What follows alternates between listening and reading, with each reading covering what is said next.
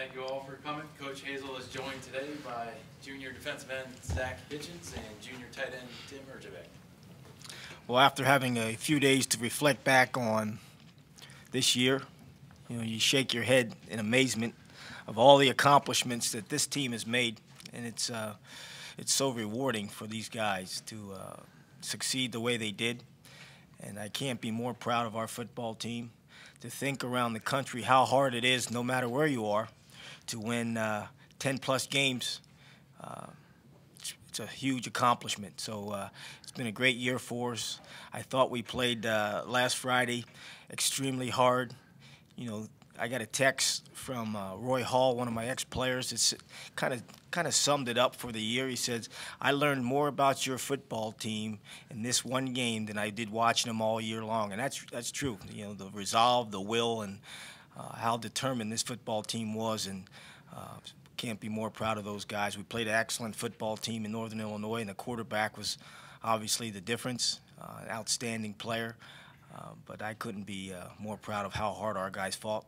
Obviously, in our locker room, there's a lot of broken hearts, but that's part of athletics and sports. And, it's no different than us playing Bowling Green a couple weeks ago. And they fought a tough game and lost the game. Again, I'm so proud of our guys. And we're really looking forward to going down to Mobile and playing in that game. I hear it's an outstanding bowl. The GoDaddy.com Bowl, and we'll take off sometime around the 2nd of January. The nice thing about this is, for 40 years, Kent State has never had the opportunity to get better at this point in time of the year. So now we have a chance. We're going to practice about 14 or 15 practices between now and when we play this bowl game, and that speaks to development of young players. And you can't put a measurement on how important those things are. So we're going to get 14 extra practices that will help us get better for the future. Can you break that down? How's that work with those practices? Is it practice days or is it practice? Well, you can get as many as you want, but we're going to take 14 of those days. We'll practice 2 or 3 times this week, 2 or 3 times next week, and then the week prior to Christmas, we'll hit it pretty hard. We'll give the guys off from we'll let them go on the 21st of December and get them back the night of the 27th for a team meeting. And then we'll practice 2 or 3 times before we take off on the 2nd. And do those 14 days, are those 14 days before you go or 14 days including? It'll be about 11 before we go. 11 good practices before we go. Is that typical? Yeah, this is a January 6th day. I've played on the 4th, the 8th. That's pretty typical where you're going to practice most of the time before you leave and then hit 4 or 5 practices at the site. Because most of this will be between semesters. Does that give you time to, are you mandated to still keep within that 2 hour, or can you have some really good extended practices? Well, because you're practicing back to back and back, you don't want to over-practice them at that point in time, so you beat them up. But we'll go about 4 days on that last week before we leave, where we're going to get after it pretty good. And we'll do some tackling with the younger guys and try to develop some of those guys. What do you know about Mobile, or do you need to know anything besides the fact that you're going there? Well, I was down there for the head coaches convention or meeting this off season, and it's a great place, and we're really looking forward to going back down there. I think our kids will really enjoy that trip. There was a report that you met with Cal yesterday. Can you just tell us how that went, if you have any feel for what might be next with that? Well, there's so many rumors that are floating around. Every time a job comes open, my name is mentioned, and that's honoring, but I can't discuss all the rumors that are out there, and I even heard a rumor this morning that Dree might be leaving and this might be happening. So, when something significant happens, whether it's 2 years from now, 3 years from now, whenever it happens, I'll be sure to be loyal to you guys because you guys have been so loyal to me and our football team. But I'll tell my family first, and I'll tell the athletic director second, and then I'll tell my team third, and then I'll make sure I'll come to our local meal. But I'm not going to discuss all the rumors that are out there. Every time a job comes open, my name's going to be mentioned. but I'm not going to talk about that anymore. Speaking of Dree, if he comes and says, Coach, what do you think? Should I come back to school? What will the start of that meeting be? Well, I think, you know, when you talk about those situations, I've had those situations in the past. You got to look at the numbers, and you get very good insight from the NFL guys that are making those big decisions when a guy might be taken and those things, and you lay it all out for him and say, here, if this, and this were to happen, this was where you might land in the draft and all those types of things. But I think, you know, you always want to do what's best for the player, but I think in my perception of where Dree is right now, it would probably do him good to stay. But we'll have those discussions if that comes up. How big is that? I mean, this is really his first year of playing. How big could that second year be for a guy like Dree, or for anybody, actually? Oh, it's huge. Oh, you know, there's nothing like experience and field experience. You know, how many times have you put together something home at your house and you were frustrated, and the second time you put it together, it took a third of the time, and it was extremely simple. It's no different than playing any sport. There's nothing like experience. On the bus ride home. When's the last time I put something together? I can't remember, Steph. That's right. On the bus ride home Friday, was there one thing, one moment that ate at you, or was it just overall frustration of coming so close? You know, it was a very, very quiet 3.5-hour bus ride, and guys were tired, and guys were emotional. Kind of wanted their own separate time to themselves, which you completely understand. For me, you know, I was reading some of the texts that people were sending for a little bit. Then I dozed off. But I think the next day is when it started working on my mind a little bit, where I said, you know, what could I have done differently to make the outcome different? And you know, there was no foregone conclusion what it was, but it was, you know, it was a hard loss. That was a very hard-fought game, and it was hard. Zach and Tim, can you guys kind of talk about the whole roller coaster of the season, the game, the going to the bowl, just the whole everything? Well, you know, the whole season has been phenomenal. You know, been making history at Kent State. You know, that's a big thing for all of us. You know, to leave our names behind, and you know, we have a chance to make history to win the first bowl game at Kent State. So you know, that's something we're really looking forward to do. Last year with our seniors, in the beginning of our season, we didn't win that much, and then the seniors this year, they showed us how to win in the beginning and in November, and that's something that we have not done well here at Kent State. So next year, you know, we plan on doing the same thing and going to the bowl game, at the MAC championship again, and hopefully having a better outcome. You know, they laid down a great foundation, you know, for winning here, and we're really excited to go to the bowl game and show what we can do. And we're proud, you know, that Northern Illinois is able to represent the MAC, and we wish them the best of luck. For you guys, the 40-year thing wasn't a secret. You know, how nice is it to be able to say we're the team that broke that streak? You know, like I said, making history, you can't ask for anything better than that. You know, this year was, you know, fun. I just had a phenomenal time this year. You know, Coach Haycock was always saying the MAC championship game was really not about the ring. It's about the journey. And, you know, losing did hurt because, you know, we won the ring so we could remember the journey. But, I mean, we'll always have the memories of, you know, of the game and how far we went in our hearts. You know, it's still sad. You know, it makes me kind of choke up a little bit because we came so far just to lose it at the end.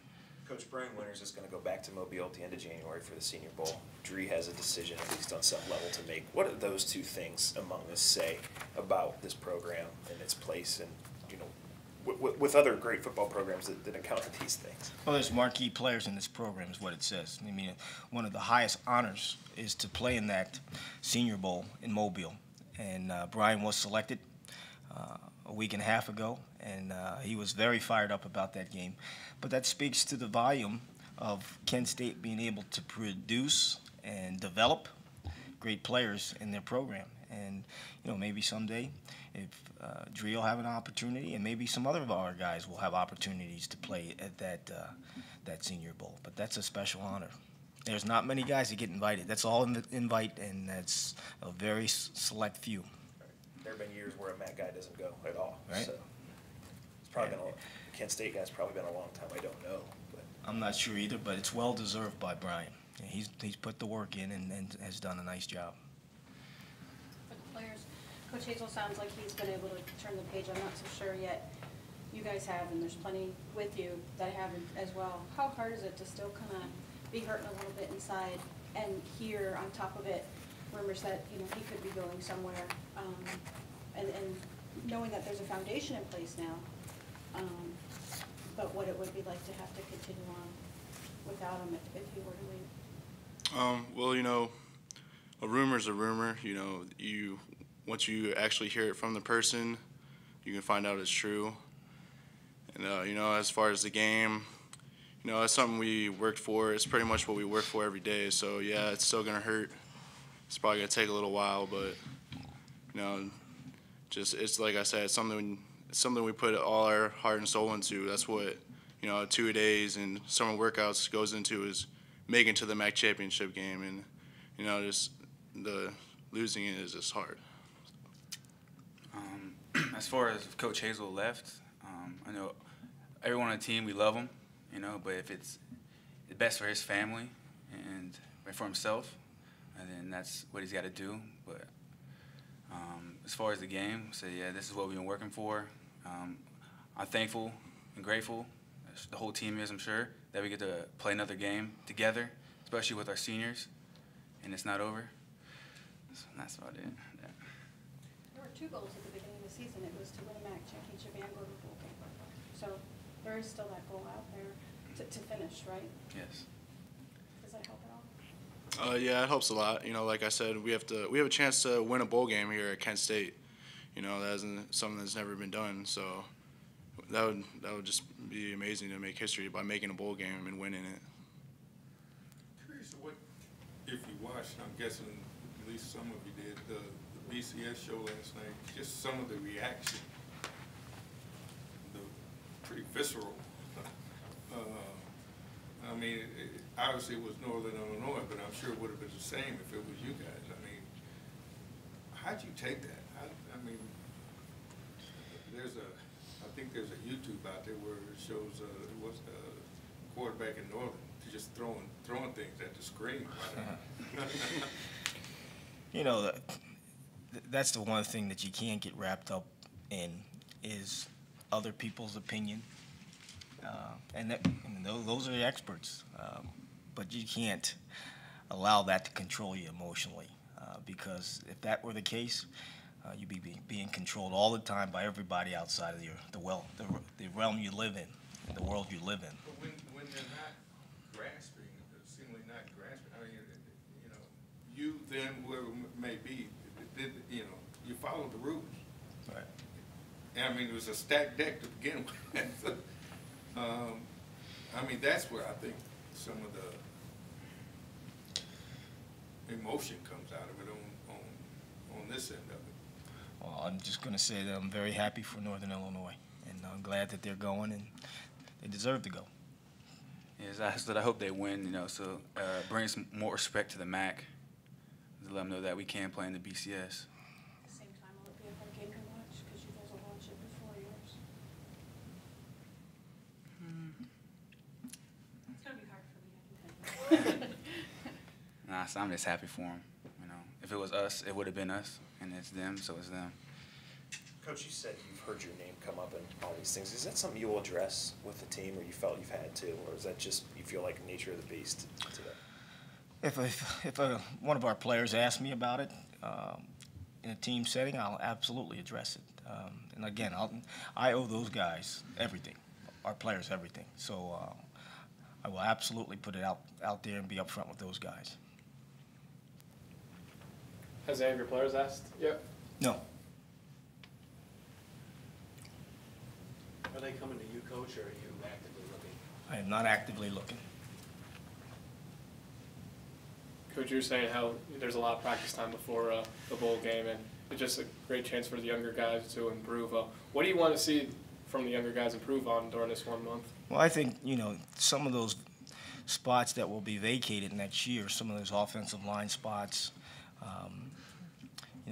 linebacker spots, and some of those spots where you're losing some of those good seniors that you have, you need to see some guys really take a step forward here in the next couple weeks and see if they're a guy that can help us, get back to a competitive level here in the MAC. So that's going to be the biggest thing, and you try to find some toughness within your team, some more toughness with some of those younger players. We won't beat the older guys up, but those younger guys it's going to get pretty physical for a little bit.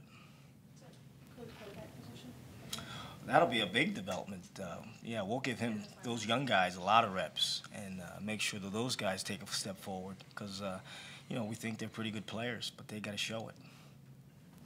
Is there a big fear with all the long time off that you might lose a rhythm or come out flat a month from now? That was always the story when we didn't have success when I was at Ohio State. Well, they had 30 days off, they had this and that.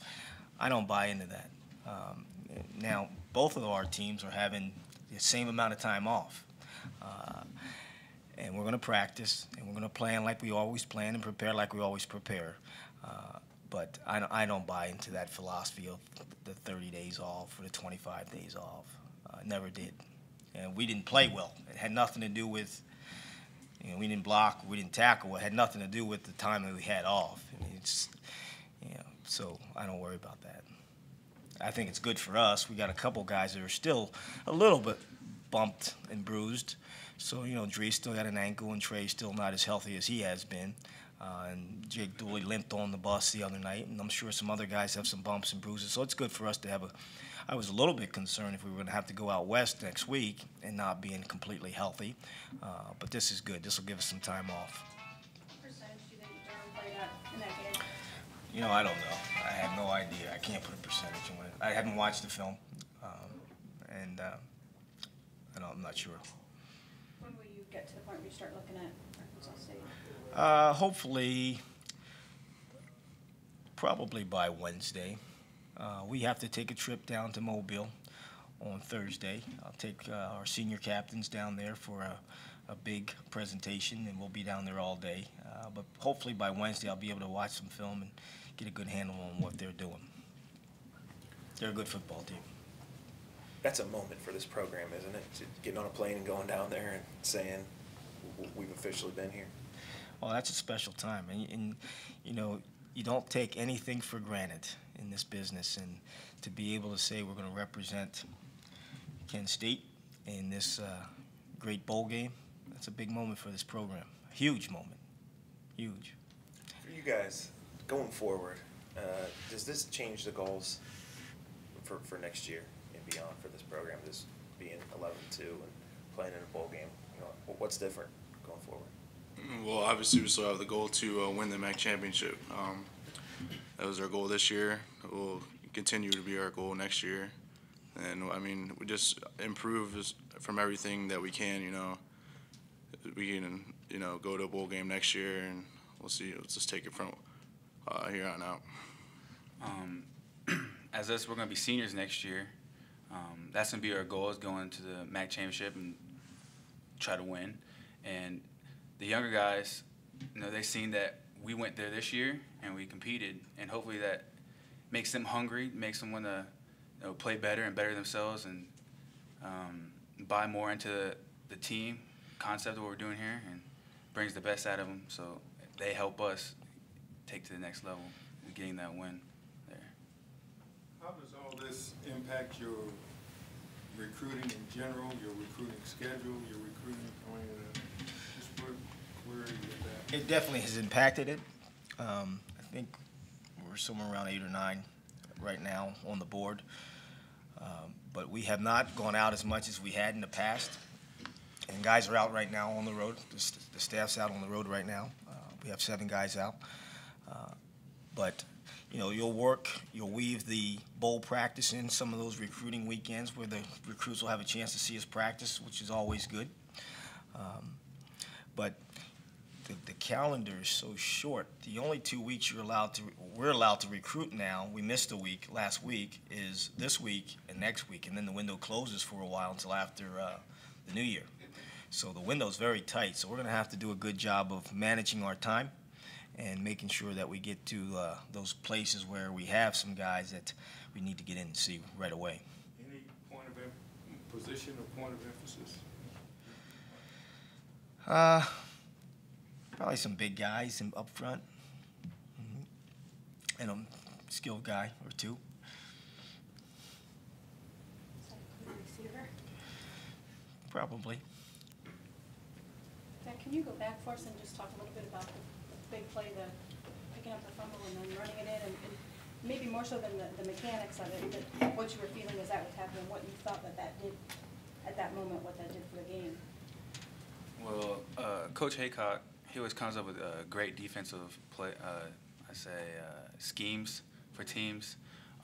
That play is a crash play. It works great against option teams. It puts the quarterback in a bind.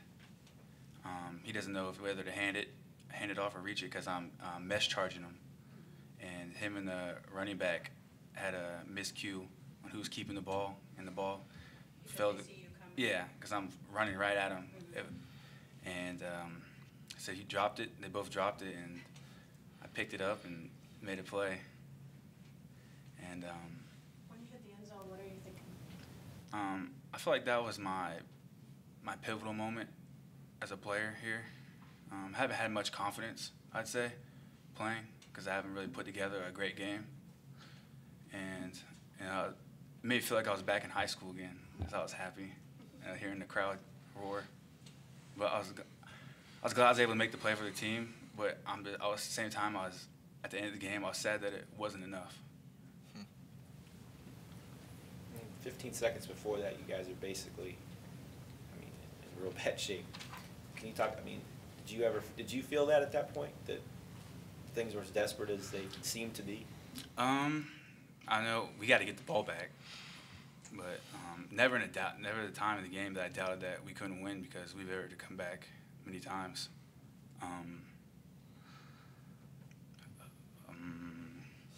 That's about it.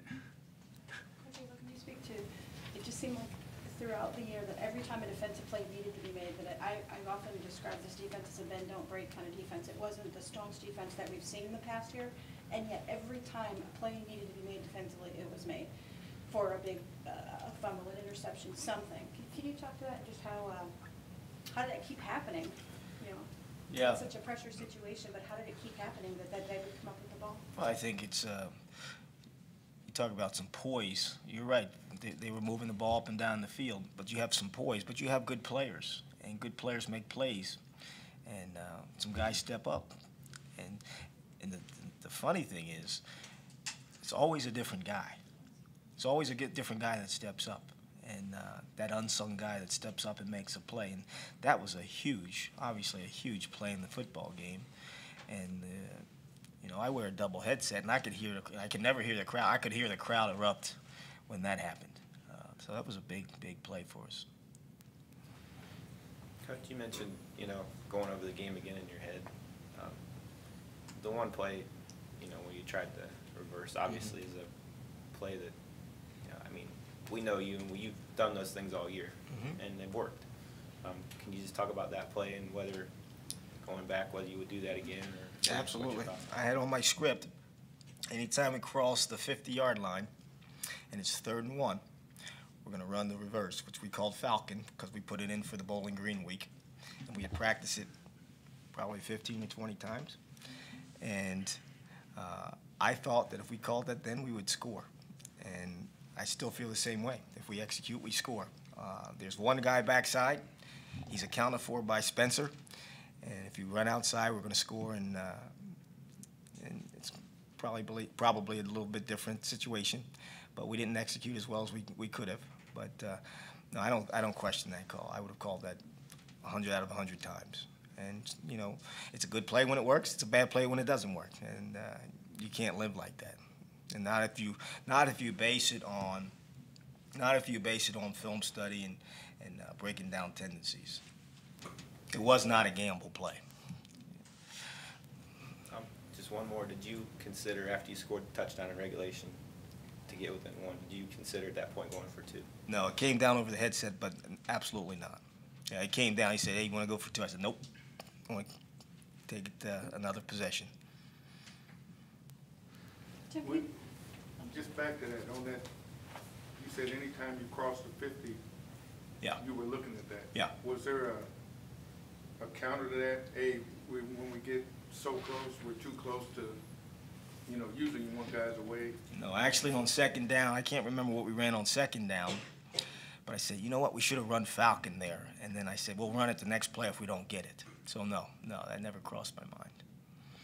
Tim, I was going to ask you if you could talk a little bit about the offense. It was like quick start, and then it just seemed like nothing was going on for a while, but then right at the end, when Spencer needed to step up, it seemed like he did, and you did, and things got going. Can you talk about just how it kind of a stop and start on the offense during the game? Yeah, we started out strong, and we thought we were gonna have a great day, running the ball because we came out running good, and it just kind of slowed down. But that was something, we went at halftime, and our coach told us, you got the jitters out, you gotta go back out and start playing like how we play. And we went back out there, and we came out with the first drive in the second half, and it was a little bit better. We drove down the field, kick a field goal, then it still slowed down a little bit, and like you said, we picked it back up at the end of the game, which was huge to tie it up. When you guys picked that kind of just the emotion and the energy back up, and then you tied it, did you think you were going to win at that point? Thought we were going to win, hoping we were going to win. Driving down the field, it just kind of reminded me of like the Ball State game, people making plays everywhere, and we were just driving down the ball with seconds to spare.